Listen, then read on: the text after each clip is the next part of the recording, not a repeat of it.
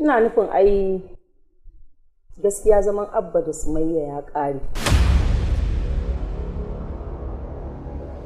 Domin dama can ba zaman lafiya ake yi a cikin auren nan ba. Ba na nufin komai, kuma da haka ce kuma ni yanzu in fi sabila akwai da ya isa yana ni in kyauta ne? Babu wanda ya isa yana in yi kyauta ko kuma in yi kyauta ga mutane mabukata. Ba wani abu bane. Mai martaba kuma ka ce muku ya aiko mu. To mai martaba ubanta ne? Ba fa shi ya haife ta ba. Sannan ba a garin Gabas take ba. Kuma ko da a garin Gabas take ba shi da iko da ita. A matsayinka na waye? A matsayina na wanda yake bada taimako mana. Ba akwai wanda ya sai zan taimaka ne? Akwai? No, baka da wannan dama. Saboda baka da alaka da mai aihuwar ko da ɗan da za ta haifa. Kuma ni ne uban yaron nan. Kuma ban yadda kowa ya dinga kawo mai komai ba. Me wannan? Me kake nufi ne? Wannan abin da aka yi ba matsala a wajen ku shikenan. Allah ya sauke ta lafiya.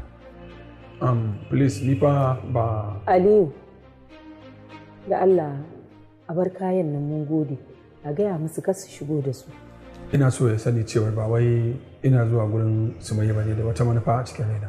Kuma ya kamata a ce ya sani ba wai ina zuwa bane. Yau din ma dai kawai Allah ya zamu haɗu ne.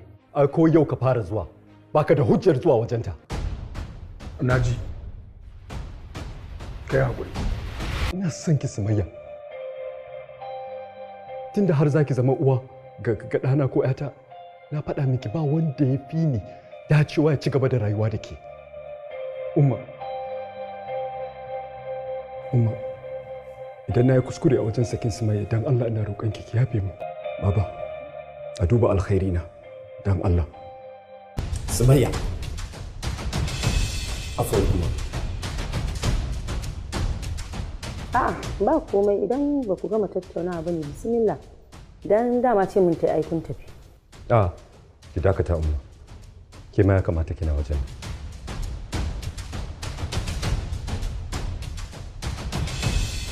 Haba Sumayya. Ashe akwai wanda yake zuwa wajen ki? Kuma yake kawo miki kyaututtuka? Ai kamata ya ki sanar da ni. Saboda ai har yanzu ina da matsayi a wajen ki. Ni ba ban san me kake faɗi ba fa. Ko ban san me yake magana akai ba. Ni wani ke zuwa waje na? Ban sani ba.